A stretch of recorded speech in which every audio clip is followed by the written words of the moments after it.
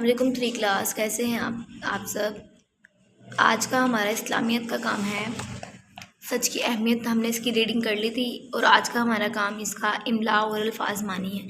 इमला का काम जो है और अल्फाज मानी वो आपकी कॉपीज़ पे, नीट कॉपीज़ पे नोट हुए हैं, वहाँ पे लिखे हुए हैं, वहाँ से आप दोबारा याद कर लें, ठीक है। अगर किसी बच्चे के पास नहीं है तो वो अपने किसी करीबी फ्रेंड से ले ले।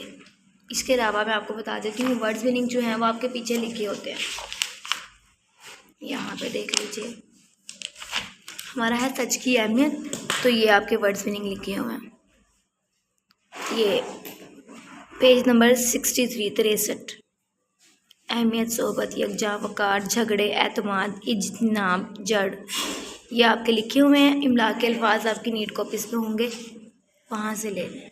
आज का आपका काम सबक नंबर 1 सच की अहमियत, इमला और अल्फाज मानी। ओके, अल्लाह हाफिज़।